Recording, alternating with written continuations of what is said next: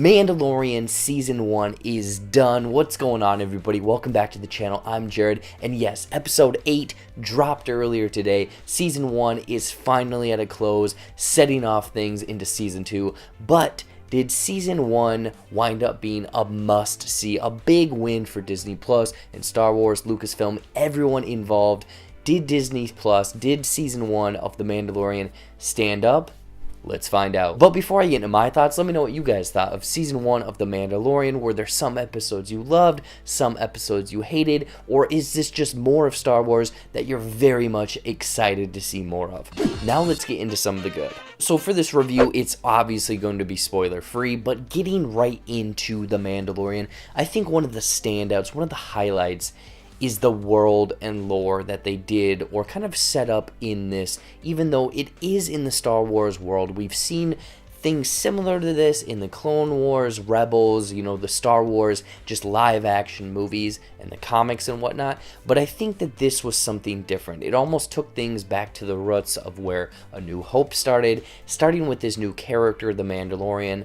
And I think, man, episodes 1 through 3 were one hell of a trip, setting up this Mandalorian, him coming from this culture, him being adopted into something that he wasn't originally adopted into, him being someone that's very much by the book, working by himself, also trying to help the culture of Mandalore or the Mandalorians.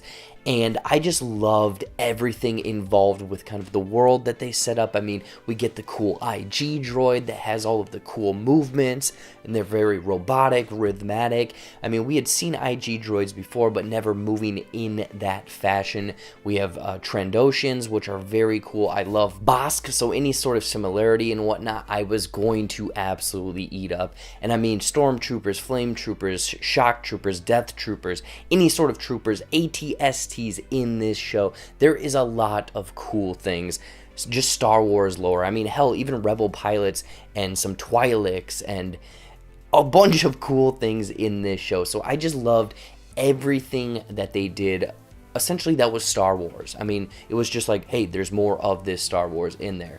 But also the culture of the Mandalorian, him very much sticking by the book, keeping his costume on all the time, and the kind of almost, I compared this in every single breakdown episode, was the video game aspects to this show and the Mandalorian, and I loved that kind of almost upgrade system. I would love to see a visual guide through each one of these episodes of him getting a different power, a different outfit thing. Oh my god, that scared the shit out of me right there. Oh, but getting all of these different things. I'm not going to go into specifics, but getting different things to upgrade the Mandalorian, and also his dynamic with Baby Yoda. And at first I thought it was going to be ridiculous because this chiseled, by the book guy that's very much not putting up with essentially nonsense, and we have this little Baby Yoda, even though he's 50 years old, is just causing trouble left and right. But then he finds out that he can actually be of an asset, someone that can help him out. And I love that kind of dynamic going through this season, and it might be going on through Season 2 as well.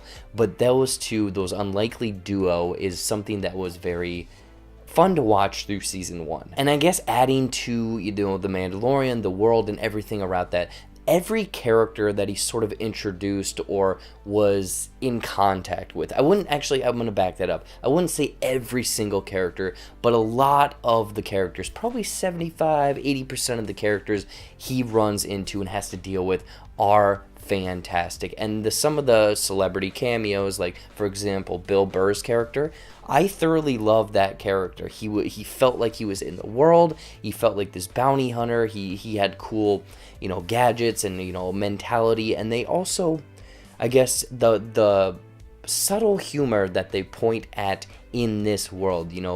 For example, Bill Burr's character says, I wasn't a stormtrooper, I could actually shoot something. In a different episode, actually 2 different episodes, they show that stormtroopers just cannot shoot targets.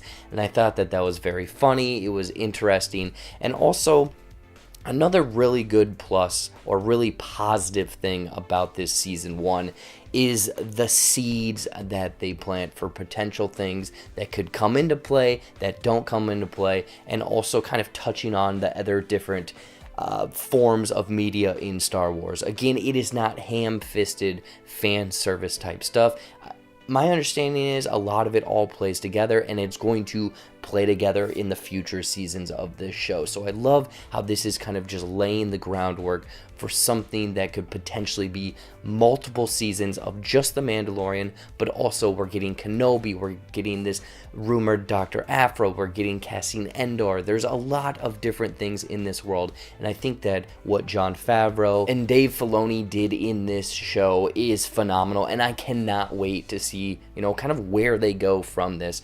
Right now, what Star Wars is doing on streaming, on doing TV, is phenomenal. But getting into some of the negatives, and I wouldn't say that they're necessarily really negatives. Any sort of Star Wars I'm going to love, I'm going to eat up, I'm going to thoroughly enjoy. But I will say that, this 8-episode series, I would say episodes 1 through 3 had this solid plan. 4, 5, and 6 kind of diverted or diverged from that, and then 7, 8 rounded up everything in this show. So I would say that not every single episode is going to land for myself, and it's nitpick things here or there, the way that it's sort of a procedural and him going off doing mission of the week or monster of the week, I guess, or some of the characters in the show. For example, Carnivale, the episode 5, I believe, the bounty hunter Han Solo type, that character felt like he was straight out of a Disney Plus or a Disney streaming channel show, like High School Musical or something like that. So I would say that not every single episode landed, and it's little tiny nitpicks in those episodes. The humor, a certain character, a certain accent, direction that they missed it by a little bit in each of these episodes. But thoroughly overall, I loved where this show went and whatnot. Like I said, it did diverge a bit here or there, and I guess the reason that it kind of diverged or didn't get too into the weeds or had these kind of fun characters every now and then is because this is obviously a kid show. People need to realize that this is a very much Star Wars was made for kids. We've grown up, we think that it should age with us, but no, it is staying as a kid show. So I think that is maybe a little bit of things that's throwing it off. Obviously, Baby Yoda, very much appealing to kids. But I think rounding out the, I guess, cons or negatives for myself is the overall pacing, and that ties in with those episodes. I would say that 1, 2, and 3 feels like a movie. It feels whole. It feels fantastic. And then unfortunately, the pacing feels a bit wonky.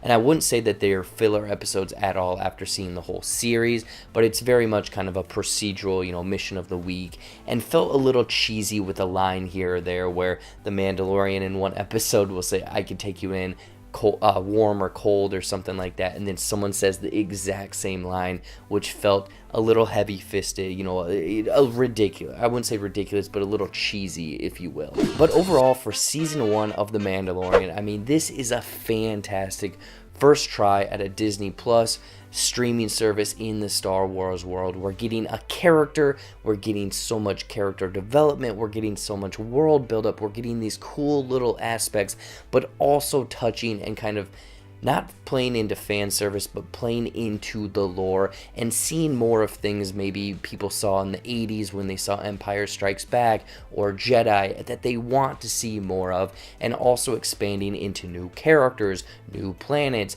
new lore, like I said. And I think what Mandalorian is doing right now is fantastic. Season 1, I'm going to say, was not perfect. It's a stepping stone, but I'm curious on where all of these other series go. Season 2, 3, 4, who knows how many seasons of The Mandalorian we're going to get, but I very much loved season 1, and I'm curious to see where season 2 goes because of what was set up in season 1. In closing, I'm going to give season 1 of Mandalorian 3.5 out of 5 Baby Yodas. So what did you guys think of all 8 episodes of season 1 of The Mandalorian? Was this fantastic, a bit hiccupy, or are you very much excited for Star Wars? Anything in Star Wars? Want to see where season 2 goes? Let me know in the comments down below. Anyways, guys, as always, thank you so much for watching. Watch some more videos up there, movie reviews, trailer actions, fun comedy skits. I have probably all of my top 10 of 2019 coming out, best, worst, most surprising, most fun, anything and everything coming soon. Follow all of my social media, click that subscribe button, like this video, share this video out, and until next time, May the Force be with you.